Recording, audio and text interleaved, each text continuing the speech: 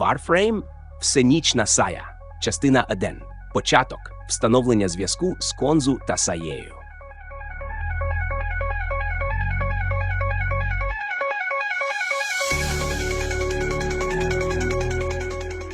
Відкривається панорамний вид на Цетус – невелику колонію астронів, що розкинулася в мальовничому куточку поміж дикої природи рівнин Ейлона.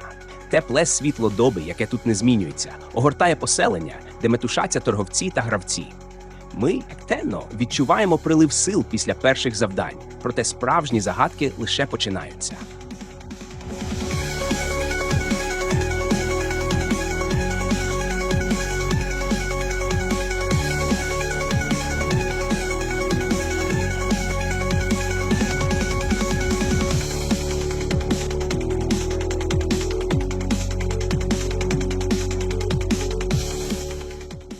Після перших кроків у цьому дивовижному світі, після того, як ми вперше вступили на галасливі базари Цетуса, наш шлях неминуче привів нас до Конзу.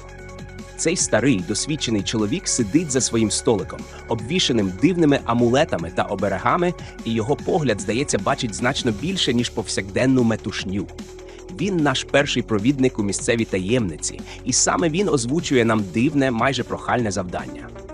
Конзу, мені потрібна твоя допомога, Тенно. Сая, вона в біді. Надто багато чого сталося. Вона може накоїти дурниць. Поговори з нею, будь ласка. Я не можу, ми давно не розмовляли. Ми з цікавістю вслухаємося в його слова, адже таємниці рівнин Ейдолона завжди вабили нас.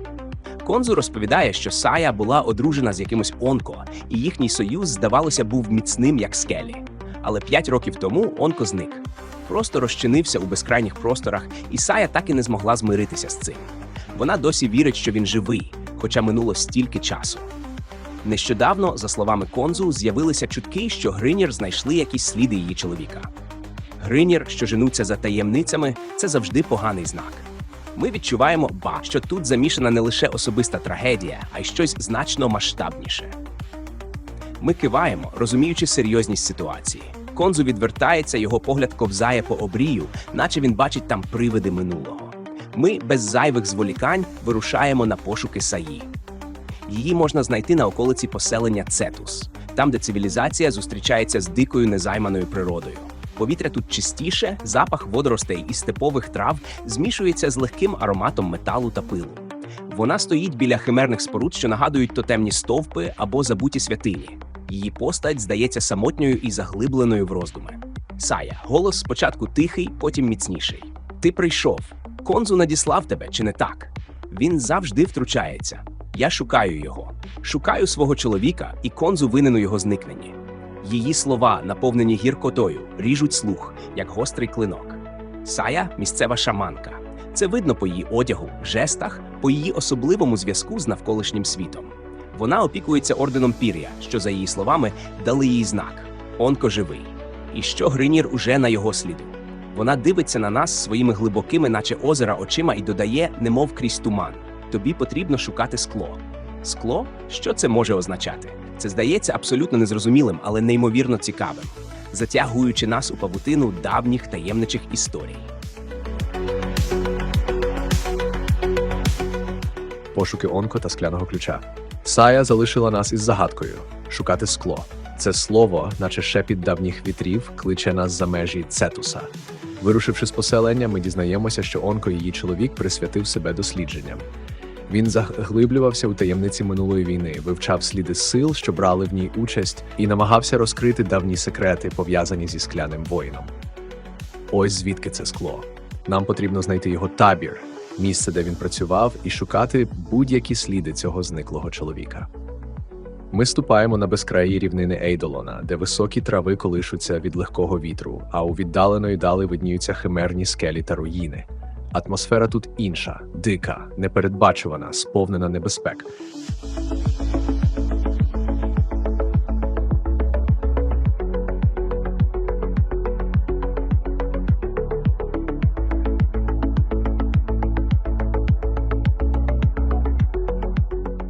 Рухаючись до віддаленої позначки на карті, ми дістаємося до табору Онко. Це місце схоже на тимчасове дослідницьке поселення, але тепер воно занедбане та захоплене.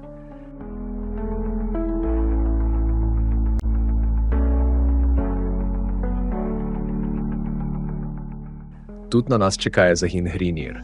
Їхні важкі кроки лунають поміж розбитих наметів та техніки. І не лише вони. У наших комунікаторах лунає неприємний владний голос. Це новий командувач Грінір, той самий Хек. Він, як і його попередник, сипле погрозами, обіцяючи знищити нас і Лотос. Поки він виголошує свої промови, ми швидко і методично зачищаємо табір, звільняючи його від ворогів.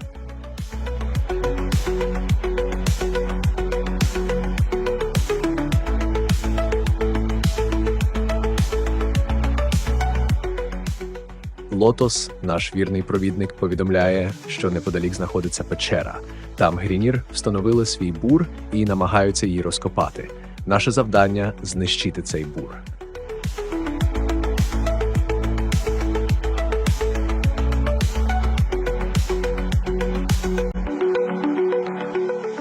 Дорогою до печери з нами знову зв'язується Конзу. Його голос, сповнений ностальгії, розповідає, що ця печера колись була притулком для Ота Онко, але роки тому її завалило сувом. Невже Онко міг піти туди і його завалило всередині? Ця думка, наче гостра стріла, пронизує нас, і ми розуміємо, що це потрібно перевірити. Ми прискорюємо крок, відчуваючи, що наближаємося до розгадки. Увійшовши всередину печери, ми бачимо сліди давнього обвалу. Повітря тут важке, сире, пронизане запахом сирої землі та металу. Ми знищуємо бур Грінір, що намагався пробити собі шлях углиб, і з подивом виявляємо астронський ларець, Саєю, яка знову зв'язується з нами. Підтверджує, що цей ларець належав Онко, але самого Онко поруч немає. Конзу ж, намагаючись щось пояснити, говорить, що був поруч з Онко в день його зникнення. Це не в'яжеться. Якщо він був поруч, чому не врятував його?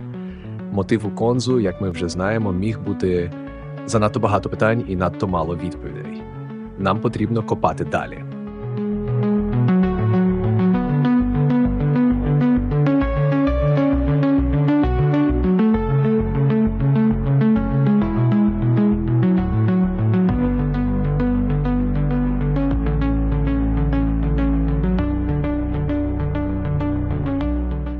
Лотос не розуміє, як працює замок на ларці, і пропонує взламати його, але Саєю категорично проти. Вона переконана, що її чоловік захистив вміст дробленим замком, який відчиняється лише за допомогою скляного ключа. Взлом знищить усе всередині. Нам потрібно відновити ключ. Це означає, що Онко живий, інакше він не запечатував би ларець так надійно. Отже, новий план. Ми повертаємося на рівнини, щоб знайти всі частини скляного ключа. Ми використовуємо наші сканери, які нам передала Лотос, і ті, що ми придбали раніше, щоб шукати ці фрагменти.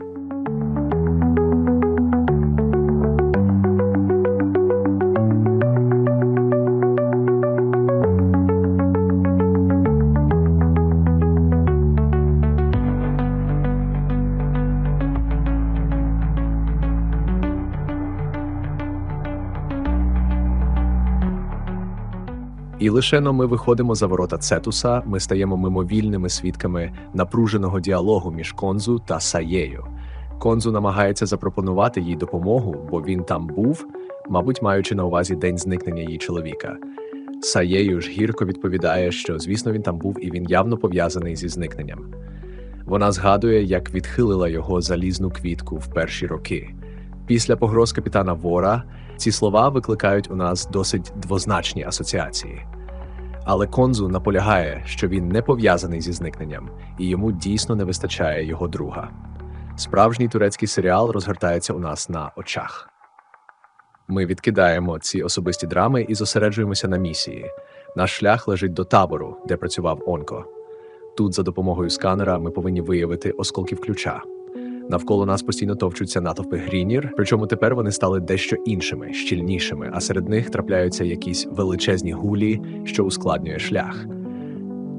Підійшовши до локації, ми починаємо сканувати і, крім квестових осколків, виявляємо мінерали, квіти та інші ресурси. Знайшовши перший осколок, на нас натовп ворогів, намагаючись перешкодити. Але ми пробиваємося. Коли ми скануємо третій осколок і отримуємо підтвердження від Лотос, з неба на нас сипляться нові гості. Місцевий Грінір повідомляє, що вони повинні перетворити нас на фарш і відібрати скло, адже воно допоможе їм здобути неймовірну силу, здатну перемогти володіючого розумом. Це, мабуть, пов'язано з давньою бійнею, що відбулася тут. Нам не дадуть евакуюватися, поки ми не розправимося з усіма ворожими підкріпленнями. Вони досить міцні та настирливі, і часом ми навіть трохи губимося від того, що по нас гасять з усіх боків. Але, звісно,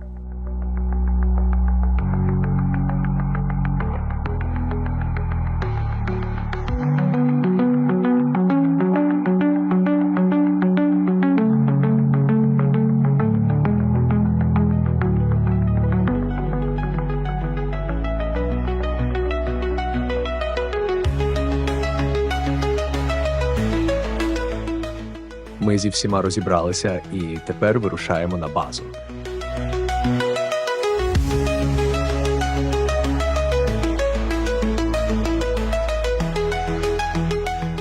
Збирання ключа та розкриття таємниці. Ми, сповнені рішучості, повертаємося на свій корабель, де панує звична тиша, лише переривана легким гудінням систем. Здобуті осколки ключа тепер лежать перед нами, сяючи тьмяним загадковим світлом. Ми встановлюємо перші осколки у спеціальний слот, і знову починаються діалоги, що розкривають нові шматки цієї складної головоломки. Лотос з її завжди аналітичним розумом не розуміє, що за силу шукає Хек. Її голос, хоч і спокійний, виказує занепокоєння. Тоді на зв'язок виходить Конзу. Його тон стає більш серйозним, коли він говорить, що Онко дізнався багато про Ви зі скла і про керуючого розумом.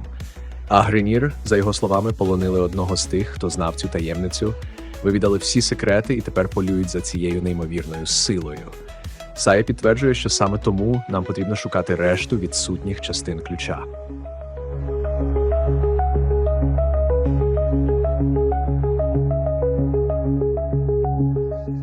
Наш шлях лежить до галеона Хека, величезного корабля Гринір, що літає над рівнинами, немов металевий хижак.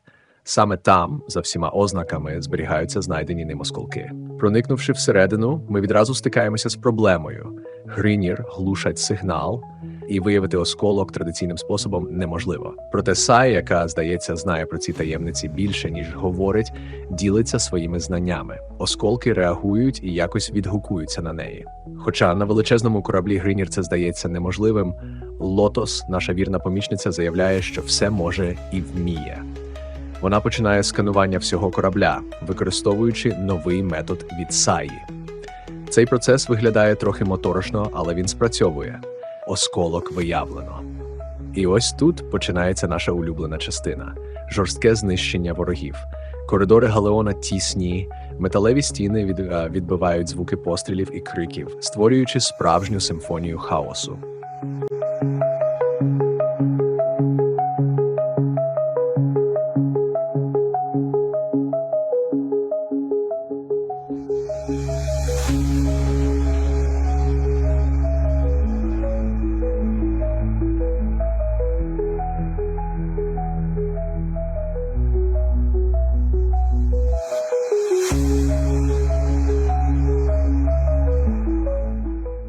Поки ми методично прокладаємо собі шлях, Хек не перестає репетувати.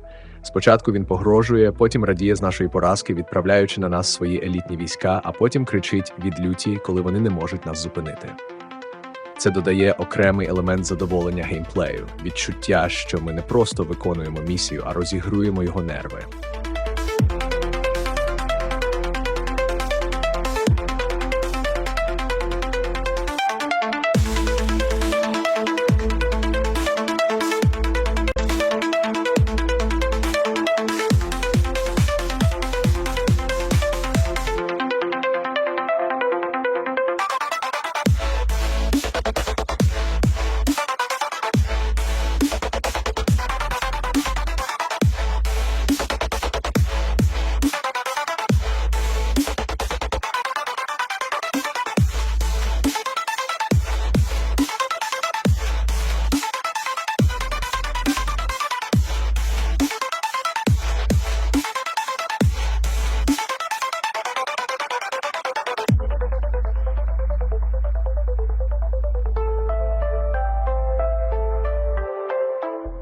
Нарешті ми добираємося до заповітного шлюзу, де зберігається осколок.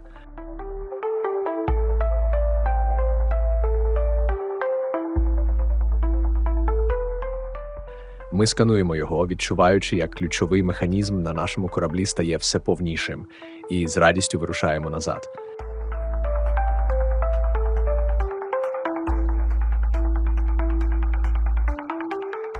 Дорога назад така ж, як і шлях до осколка. Ми біжимо крізь корабель, знищуючи ворогів і збираючи лут зі скриньок, поки не дістаємося виходу.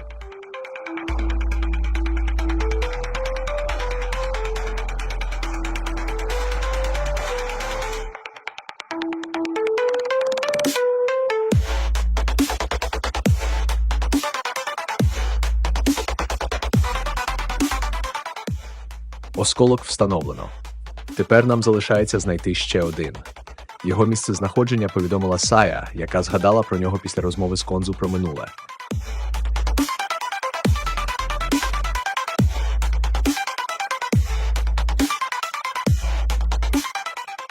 Схоже, старі образи між ними вже в минулому, що дивує, враховуючи їхню складну історію.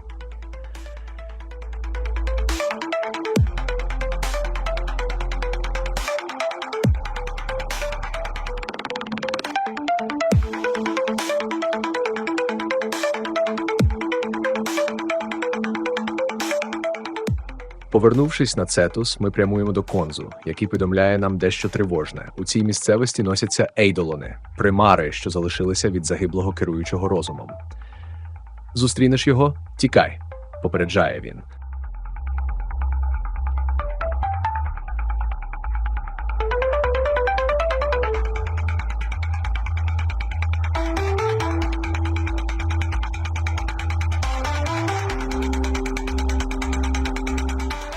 Коли ми бачимо цю жахливу химеру вдалині, наші постріли проти неї все одно, що з рогатки по слону. Але Конзу говорить, що вороги відволіклися на примару, і ми можемо проникнути в зону розкопок. Чудова ідея.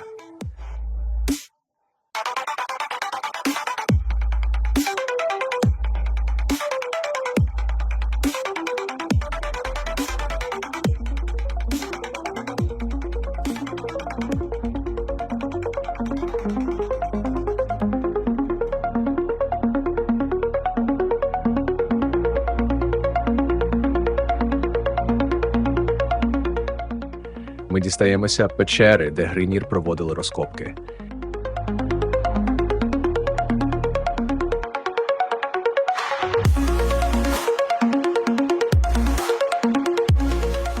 Під камінням ми знаходимо останній потрібний нам осколок ключа. Конзу повідомляє, що з іншого боку печери є інший вихід, який ідеально підійде, щоб не перетинатися з тією примарою.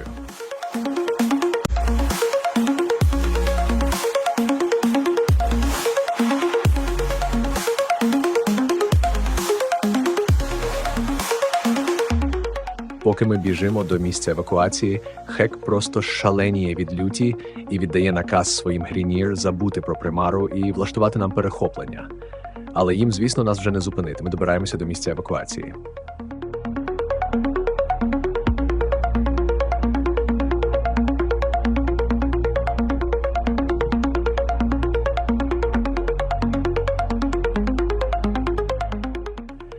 І ось ми готові до розкриття всіх таємниць. Ми встановлюємо недостаючий елемент ключа. Кейс відкривається, і там ми бачимо ту саму квітку, про яку говорила Сая, і яку вона нібито відхилила, коли її передав Конзу. Конзу шокований, що вона її зберегла, а Сая усміхається, мовляв, він же говорив їй слідувати за серцем. Після завершення квесту Лотос повідомляє, що у скляному ключі було зашифровано креслення броні Гари, легендарної скляної бойовниці. І ось тепер ми зможемо її скрафтити, хоча для цього знадобиться безліч часу, тому що потрібні ще креслення складових частин обладунку.